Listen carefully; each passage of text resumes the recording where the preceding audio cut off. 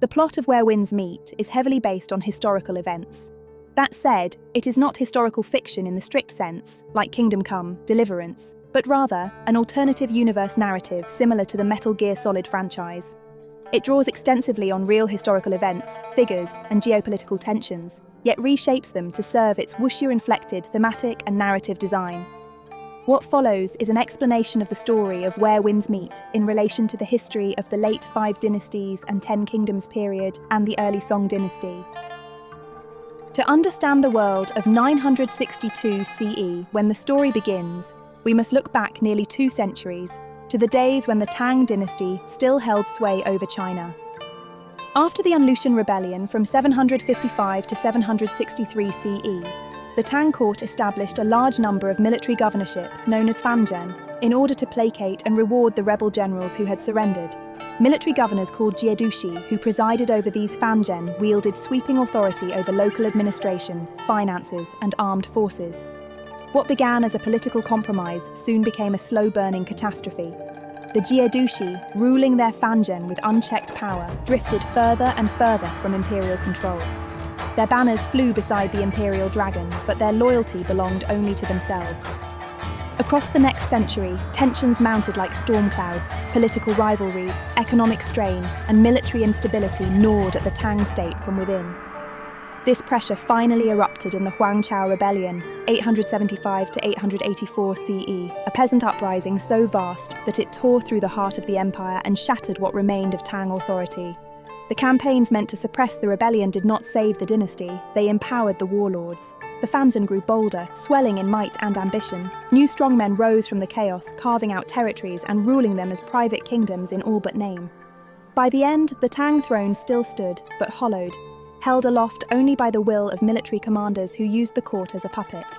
In 903 CE, the warlord Zhu Wen seized control of the Tang court after defeating his rival Li Maozhen and escorting the kidnapped Emperor Zhaozong back to the capital. A few years later, in 907, Zhu forced Emperor Ai of Tang, Li Chu, to abdicate, abolished the Tang dynasty, and established his own regime, known to history as Later Liang. This brings us to the first major Qinghe figure revealed in the game, Li Chu, referred to by his earlier name, Li Zuo. He appears as one of the phantoms haunting your path through the gleaming abyss. He is also the white-haired figure glimpsed in the prologue, and the mastermind behind the Aureate Pavilion. Historically, Li Chu died in 908 at the age of 15 or 16, but the game offers a different telling. When Zhu Wen dispatched a man named Song Butzi to deliver the poisoned wine meant for Li Zuo in 908, Li Zuo was nowhere to be found. Instead, the one who drank the wine was his lover, Liu Qingyu. She survived, not by luck, but because of something extraordinary in her physical constitution. Sun Buqi concealed the truth. Later, after he was expelled from the Silver Needle sect and began his research into poison, he brought Liu Qingyu to the Gleaming Abyss, where he subjected her to his experiments in immortality. Anyway, in the year 908 CE, we reach the official end of the Tang dynasty and the beginning of the 5 dynasties and 10 kingdoms period, 54 years before the main plot unfolds.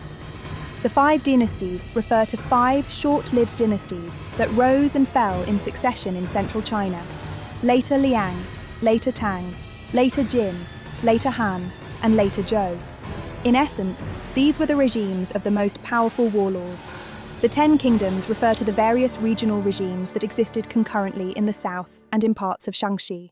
Most of them nominally acknowledged the legitimacy of the central dynasties but remained independent in practice. This was an age ruled by iron and ambition, when he who commanded the greatest host could seize the mantle of emperor. It is remembered as one of the darkest chapters in Chinese history. Massacres became routine. Cities that fell to invading armies often saw their populations wiped out in a single sweep.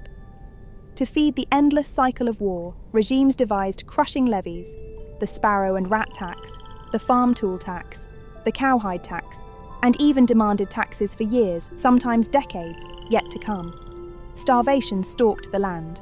Records speak again and again of cannibalism. Human beings were slaughtered and consumed as army rations, horrifyingly labelled 2-legged sheep. In 923 CE, Zhu Wen's later Liang was defeated by Li Cunchu and replaced by Li's later Tang dynasty. Although Li Zhongshu was not a kinsman of the original Tang imperial family, he was still regarded as belonging to the imperial clan. His decision to name his regime after the Tang also suggests that people of the time, including Li Zhongshu himself, viewed his rule as a legitimate revival of the Tang court. This is likely why Li Zuo chose to travel back north only after 923 CE, sensing from exile a renewed hope of returning home. Still, the game's narrative leaves parts of this unclear, and further updates may provide clarification. In Qinghe, Li Zuo entered the Gleaming Abyss, where he found Liu Qingyi, whom he had believed dead since 908 CE.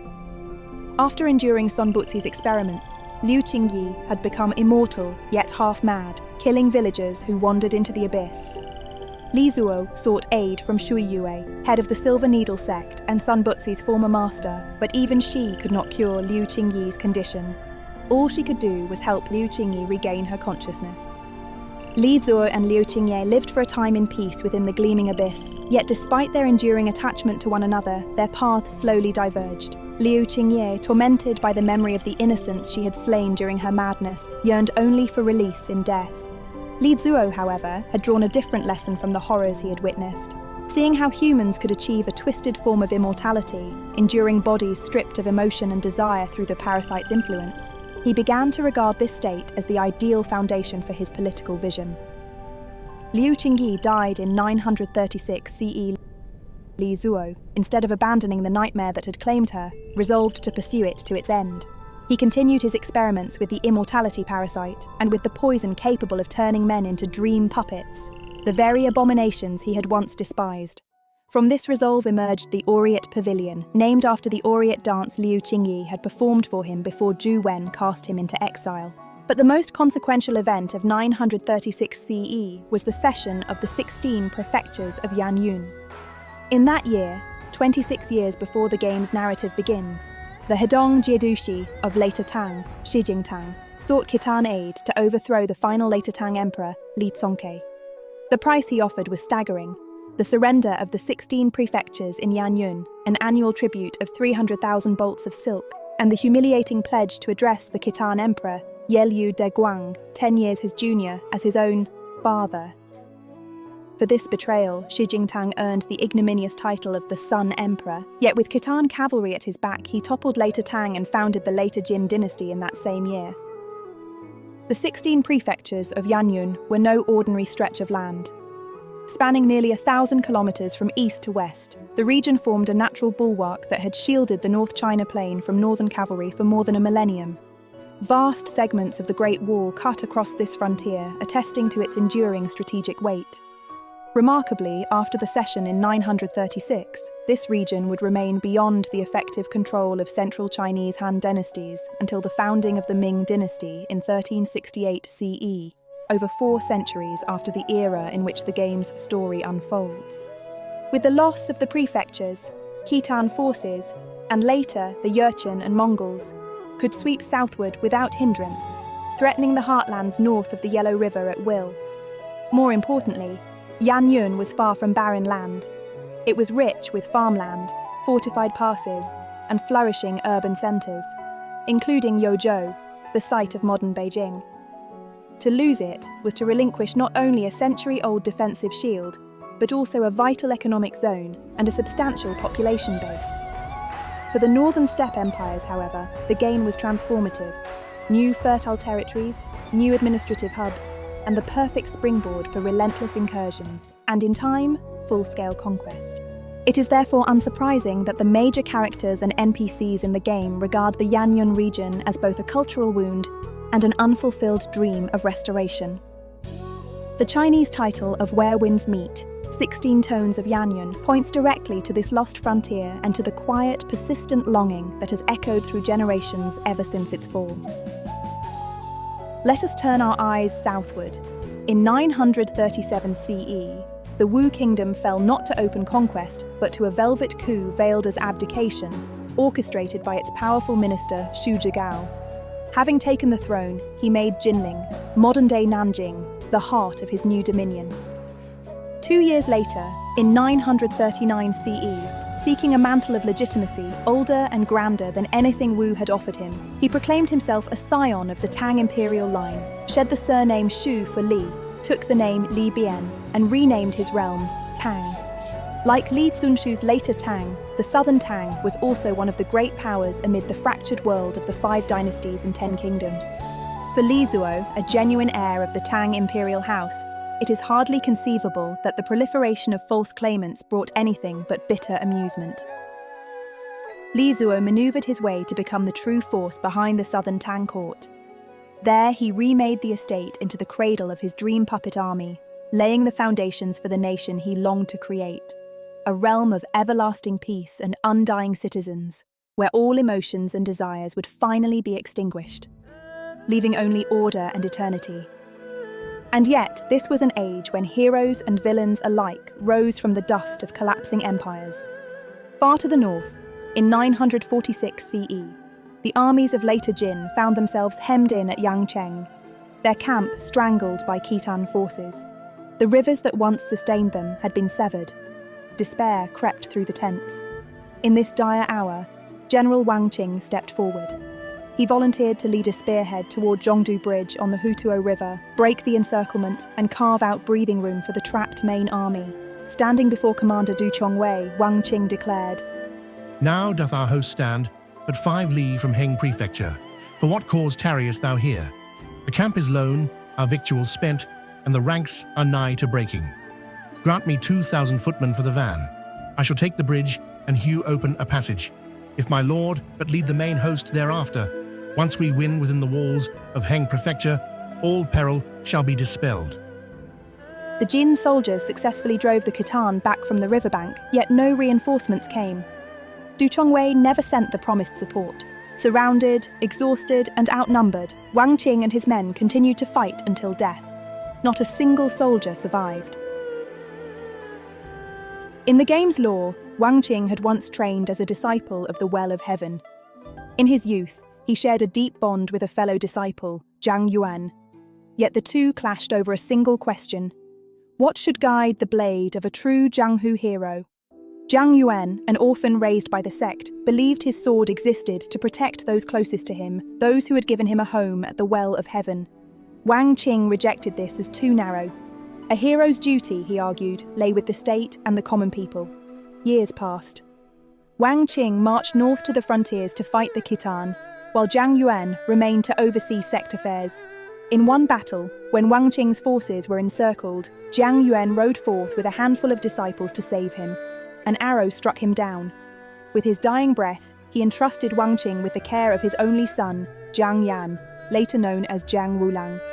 Only then did Wang Qing understand his friend's words, that a hero's blade must first guard his family and friends. The tragedy returned in 946 CE. 300 disciples of the Well of Heaven followed Wang Qing into the doomed charge at Jianghu Bridge and perished at his side. When the sect leader, Shen Hanying, reached the battlefield, she found a nightmare made real. The Khitan had severed the heads of all the fallen Jin soldiers and sect disciples, heaping their bodies into a jingguan, a ghastly mound buried beneath packed earth. The shock of the sight turned Shen Hanying's hair white in a single night. In her grief and wrath, she forged the Zhangshui blade, a sword style born of mourning and resolve. It will be released as part of the Tang Dao update. A year before his death in 946, Wang Qing founded the Northern Vow, a band sworn to defend Qinghe and one day reclaim the lost lands of Yan Yun. Though the game leaves the details shrouded in hints, it is clear that Wang foresaw his own end at Jianghu Bridge. Perhaps he already sensed Du Chongwei's treachery, or knew that it was a trap from which he would not return. To keep his adopted son, Jiang Yan, out of harm's way, he sent the 19-year-old boy elsewhere before Jiang could realize the truth. By the time Jiang Yan finally reached the battlefield, Wang Qing was no longer himself. He had already died once and been turned into a dream puppet after opening a box he ran delivered to him. In the final moments of clarity left to him, Wang Qing urged Jiang Yan to end his life. Jiang did as he asked, but the Aureate Pavilion twisted the truth. They spread the rumour that Jiang had slain his adoptive father to steal the Zhengguan jade. Hunted by slander and steel alike, Jiang Yan fled toward Qinghe. Jiang's closest friend, Chen Zixi, journeyed all the way from Jiangnan to find him. When he finally caught up, he discovered Jiang carrying not only the jade, but also an infant. Their reunion was short. After its defeat, the Void King was possessed by a strange parasite, and drove Jiang into a hallucination. In the chaos, Chen Zixi was gravely wounded. Unseen, the parasite slipped away and flew back to its master, Li Zuo, while Jiang was tending to Chen's injuries. Chen returned to Jiangnan to heal, and Jiang Yan wandered on toward Qinghe, where he met a young woman named Han Xiangxun. Though no romance ever developed between them, they chose to raise the child together. Han Xiangxun opened an inn, the Blissful Retreat, a place of quiet refuge on the edge of chaos, while Jiang Yan cast off his old name and took up the mantle of Jiang Wulang, a bounty hunter living in the shadows of his past. These were the events of 946 CE, 16 years before the story of the game begins. A year later, in 947, disaster swept across Kaifeng. The Khitans entered the city. Yelyu de Guang, emperor of the Khitan, changed the nation's name to Liao. Under the pretext of funding their army, his troops plundered the city and the countryside, emptying villages along the Yellow River and leaving fields strewn with white bones. The Kaifeng questline, especially the Leaf Banquet, still murmurs of this wound from 15 years ago. During the chaos, a young man named Zhu Yusheng led several youths into the Ghost Market, where they found scores of defenseless civilians. Refusing to abandon them, Zhu taught them martial arts. From this act of desperate solidarity emerged the sect later known as the Nine Mortal Ways. The Khitans captured the later Jin emperor Shi Chongui, bringing an end to the dynasty, Shi Jingtang's kingdom undone by the very force that had once raised it. When the Khitan army finally withdrew, Liu Zhiyuan established the later Han, but Liu died very soon in 948 CE. His regime survived just a few years before Guo Wei's coup swept it aside. In the game's narrative, one of Liu Zhiyuan's dying commands was the elimination of Du Chongwei, the man whose treachery doomed Wang Qing and led to the disaster at Zhongdu Bridge. At this time, the Khitan realm was reeling from a power vacuum, and Liu's official Chai Rong, also known as Guo Rong, adopted son of Guo Wei, recognized the need for a covert intelligence network. He assembled an elite cadre of barely 16 operatives named the clan Hanging Blade and stationed them in the Palace of Annals in Qinghe. A year later, the new later Han Emperor feared Guo Wei would become too powerful to rein in, so he secretly slaughtered Guo Wei's entire family while Guo was away at Yedu, guarding the frontier alongside Chai Rong. Shattered by the news, Guo and Chai heeded the counsel of the strategist Wei Renpu and resolved to rise in rebellion. By 951 CE, 11 years before the game's beginning, Guo Wei founded the later Zhou, the final dynasty of the 5 dynasties and 10 kingdoms. Not long after Guo's ascension, Chai Rong and Wei Renpu journeyed north to Yanyun, where they witnessed Khitan forces driving former subjects of the Central Plains ahead of them as expendable human shields. Chai Rong rescued nearly 100 of these people and brought them back to Qinghe. There, he arranged for their education and martial training. Those who remained eventually formed the settlement known as Harvestful Village. Meanwhile, Wei Renpu sought allies for Chai Rong's larger designs. Among those he recruited was Tian Ying of the Ink-bound Order. Returning now to the thread of actual history, Chai Rong would later ascend the throne as Emperor Shizong of later Zhou, and in the brief span granted to him, he proved his talents as a commander of rare brilliance and a ruler of keen political instinct. He reformed the bureaucracy, strengthened the army, and pushed the borders of his realm farther than any ruler had managed since the fall of Tang. To the south, he launched 3 fierce campaigns against the southern Tang, forcing their sovereign to abandon the title of emperor and accept instead the humbler rank of king of Jiangnan. 14 prefectures of Huainan, lands north of the Yangtze, fell under later Zhou control.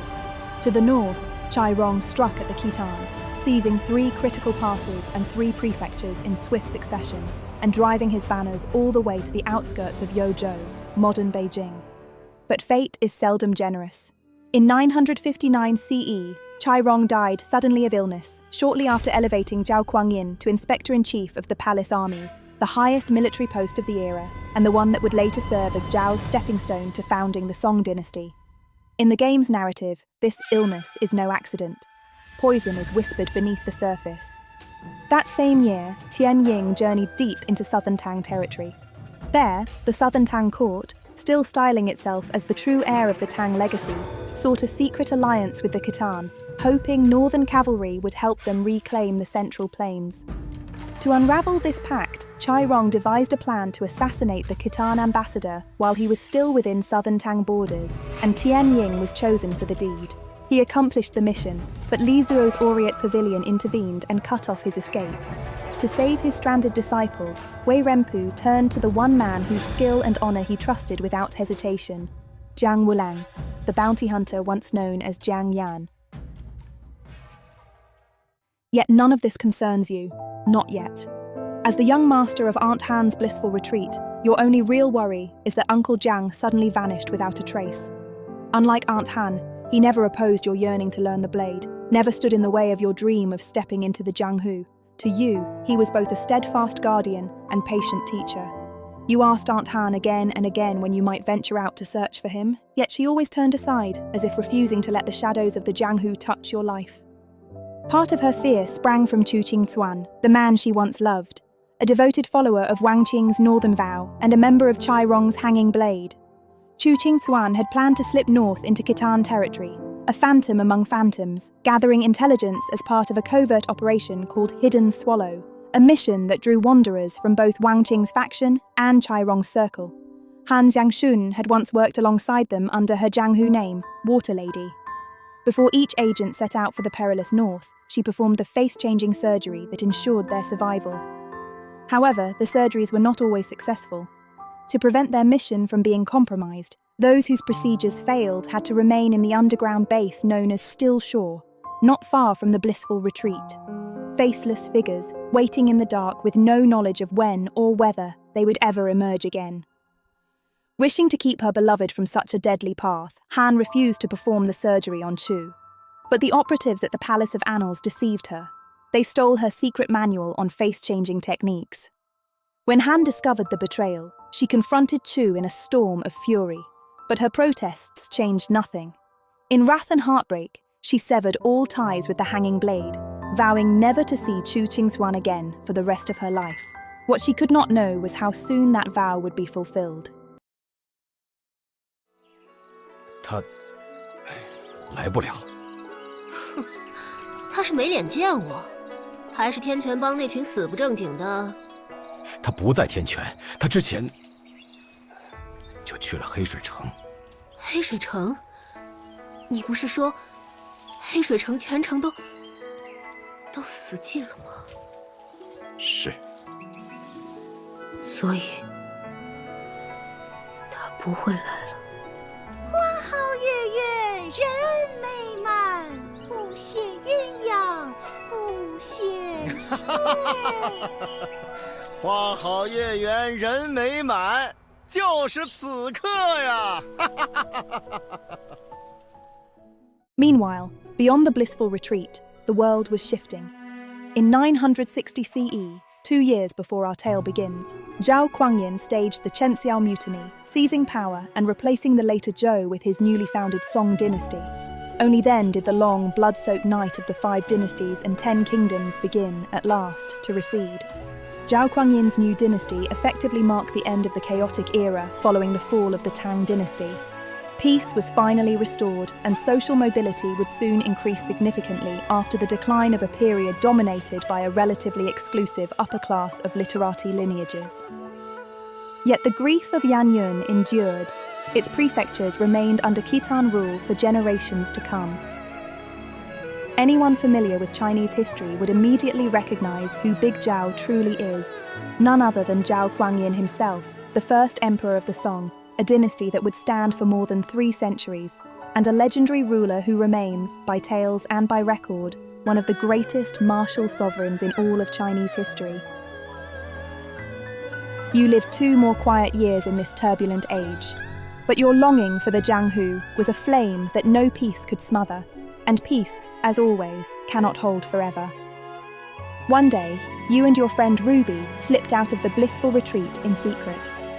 At Uncle Jiang's old hut, you encountered a lone man clad in black. His eyes were unmistakably like Uncle Jiang's, as though some unspoken truth stared back.